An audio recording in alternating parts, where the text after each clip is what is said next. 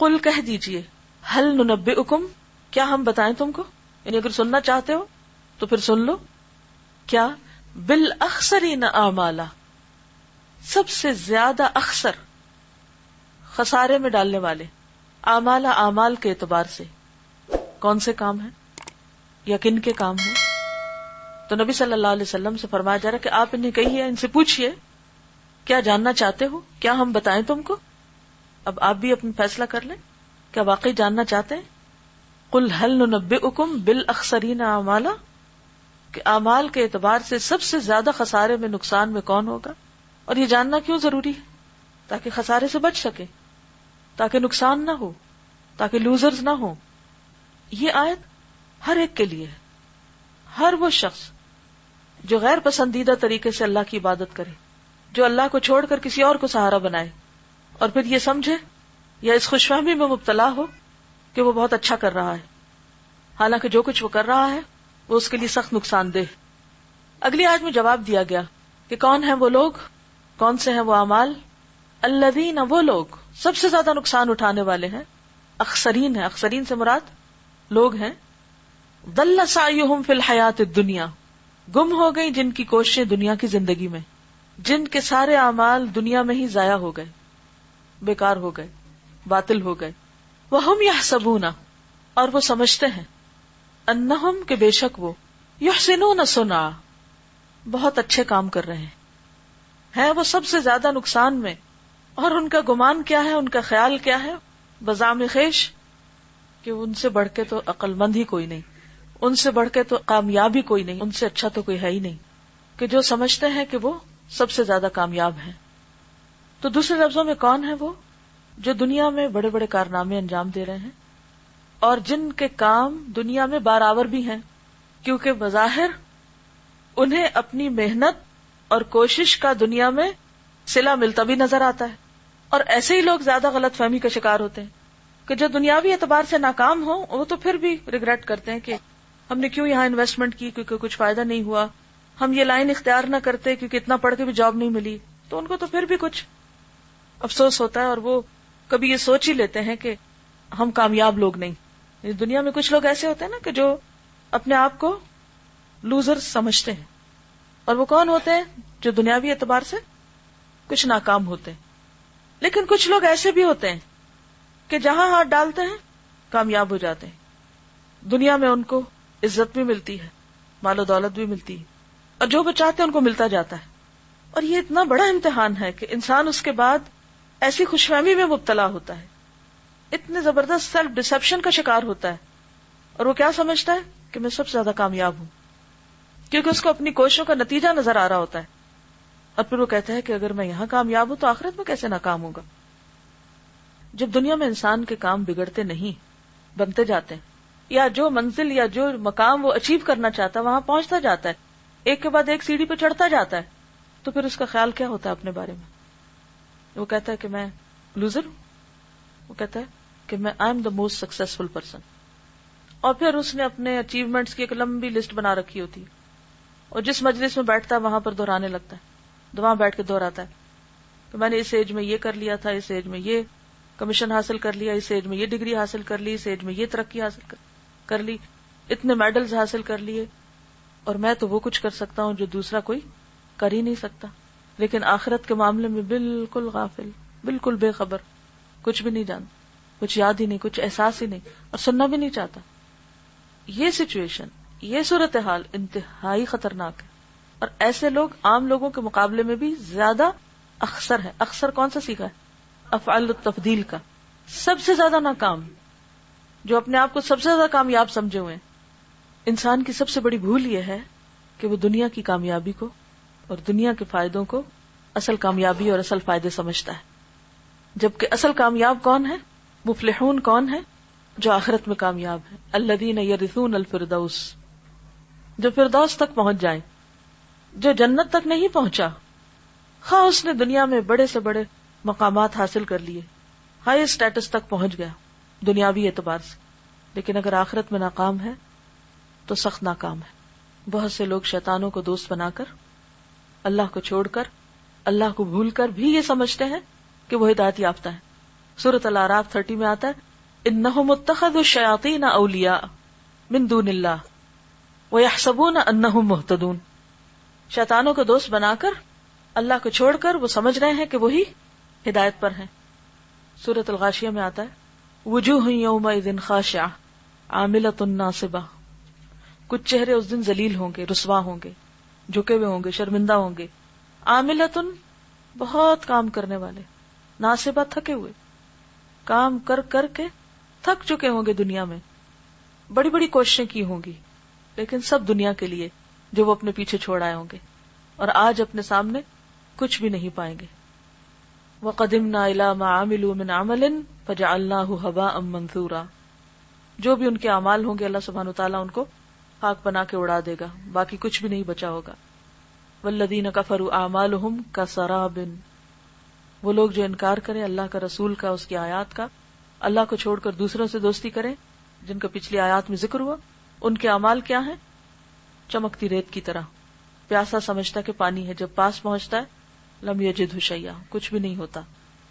آج وہ سب لوگ جو اللہ کو بھول کر دنیاوی اعتبار سے کامیاب ہیں اور وہ سمجھتے ہیں کہ ان کے لیے سب اچھا ہے، سب خیر ہے، آگے بھی سب بھلائی بھلائی ہے، کل قیامت کے دن سب دھوکہ کھانے والے ہیں، سب نقصان اٹھانے والے ہیں. ان کی ساری کوششیں دل سعیہم، اکارت ہو جائیں گی، گم ہو جائیں گی، یہی ضائع ہو جائیں گی. کون ہیں یہ لوگ؟ اولئک الذین کفروا بآیات ربہم ولقائہ. یہ وہ لوگ ہیں جنہوں نے اپنے رب کی آیات کا انکار کیا. آیات کتنی قسم کی ہوتی ہیں؟ نمبر 1 کونی، یعنی کائنات میں پھیلے ہوئے دلائل جو اللہ کی وحدانیت پر دلیل ہیں، اللہ کے وجود پر دلیل ہیں، ان کو بھی نظر انداز کیا.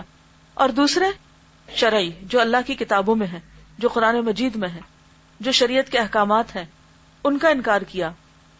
ولقائہ، اور اللہ کی ملاقات کا، یعنی آخرت میں. نتیجہ کیا ہوگا؟ فحبطت اعمالہم، تو ضائع ہو گئے ان کے اعمال. اللہ کی باتوں کے انکار کے نتیجے میں ان کے اعمال، ان کی کوششیں سب اکارت، سب بیکار. وہ جن کو وہ سمجھتے تھے کہ بڑے بڑے کارنامے ہیں ان کے، وہ سب ضائع ہو جائیں گے، راکھ ہو جائیں گے. اعمال میں کون کون سے اعمال ہیں؟ مثلا زندگی بھر کی دوڑ دھوپ، جو بھی انہوں نے کمایا، جو بھی کوششیں کی دنیا حاصل کرنے میں، یا دنیا میں ناموری چاہنے میں کوئی چیریٹی کے کام کیے، یا بظاہر کچھ خوش اخلاقی دکھائی، تو ان کے ارتداد کی وجہ سے، مرتد ہونے کی وجہ سے، انکار حق کی وجہ سے ان کی نیکیاں بھی ضائع ہو جائیں گی، جو بظاہر انہوں نے اچھے اچھے کام کیے. بہت سے لوگوں کو یہ خیال ہوتا ہے نا کہ فلاں کا اچھا ایمان نہیں تو کیا ہوا، انسان تو اچھا ہے نا، کیسے بڑے بڑے کام کر رہا ہے. اپنے رب کو ہی نہیں مانتا، اس کی کتاب کو ہی نہیں مانتا، تو رب کو پھر کیا پرواہ. اسی لیے اللہ تعالیٰ فرماتے فلا نقیم لہم یوم القیامت وزنا، پھر نہ قائم کریں گے ہم ان کے لیے قیامت کے دن کوئی وزن، یعنی ان کے اعمال کو کوئی وزن نہ دیں گے، کیونکہ اعمال کا وزن ایمان کے ساتھ ہے. جس کا ایمان نہیں، اس کے نیک کاموں کا کچھ وزن بھی نہیں، اس کی کچھ حقیقت بھی نہیں. ایسا کیوں ہوگا؟ اس لیے کہ آج وہ لوگ خدا کی باتوں کو وزن نہیں دیتے. ان کے نزدیک خدا کی کوئی اہمیت نہیں، رسول کی کوئی اہمیت نہیں، قرآن کی کوئی اہمیت نہیں. اگر کوئی اہمیت ہوتی تو اسے کھولتے، اسے پڑھتے، اسے سمجھتے، اس پر عمل کی کوشش تو کرتے، پھر جتنا بھی ہوتا. لیکن وہاں کچھ بھی نہ پائیں گے. ایسا کیوں ہوتا ہے کہ لوگ اللہ کی باتوں کو کوئی اہمیت نہیں دیتے؟ وزن کا کیا معنی؟ کہتے ہیں نا فلاں کی دلیل بڑی وزنی ہے. کیا معنی ہوتا ہے اس کا؟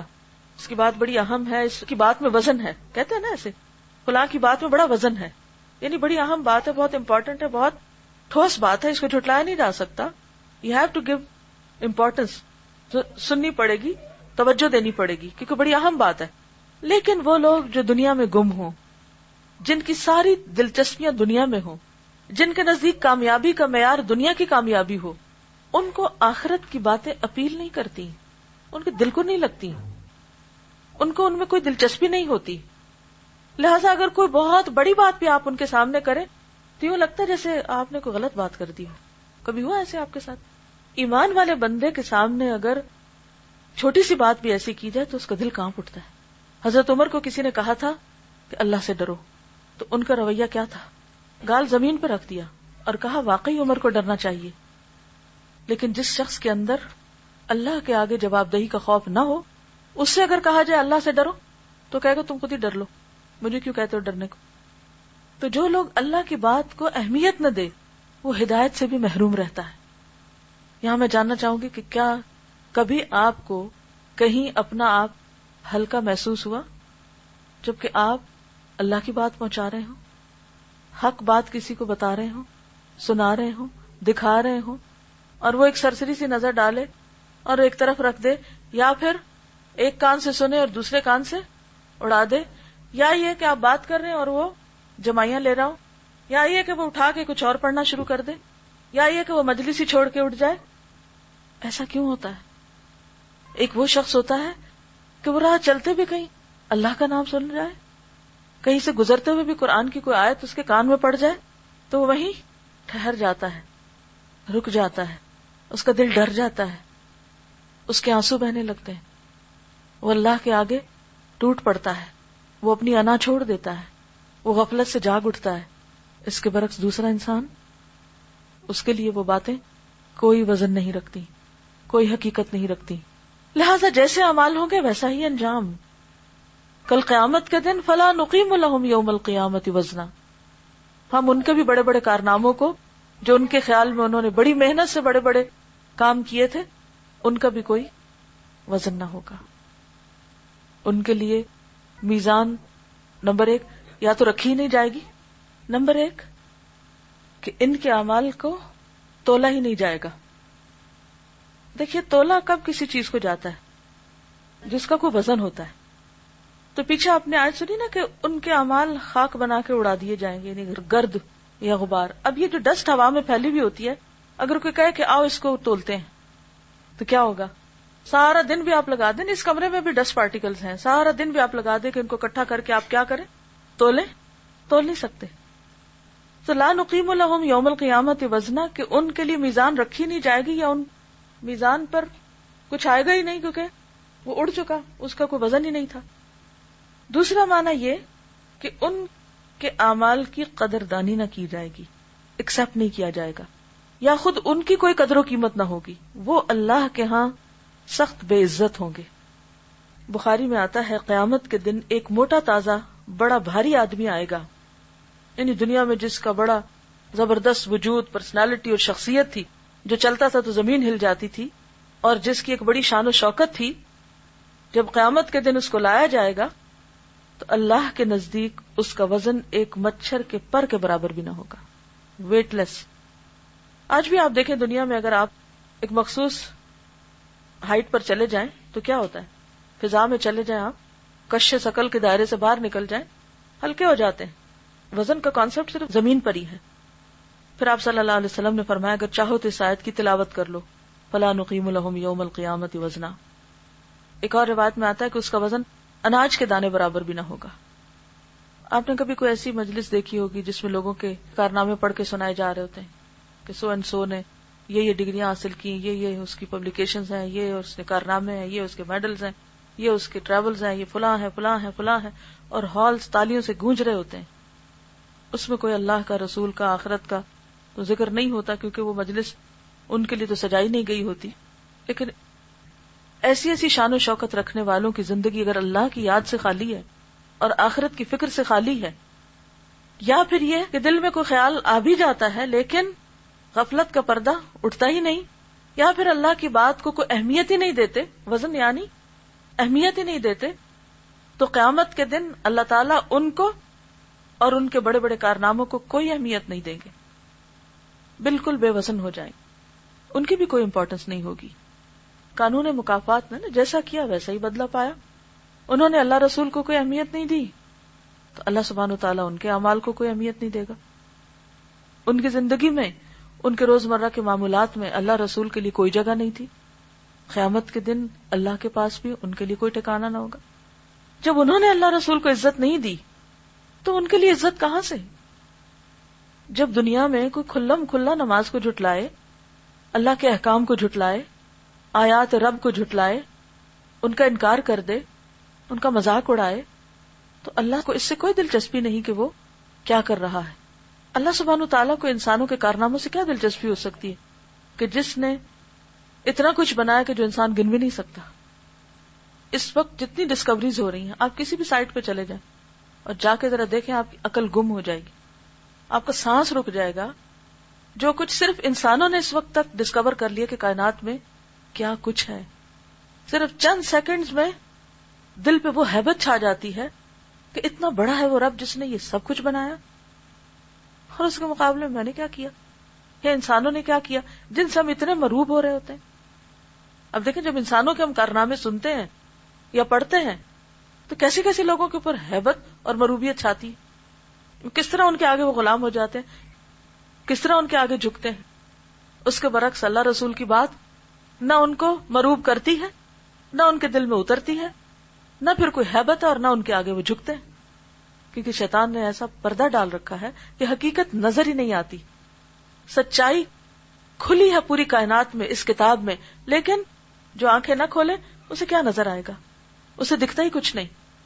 ذالک جزاؤہم جہنم، یہ ان کی جزا یا بدلہ جہنم ہے. جزا کیوں کہا گیا؟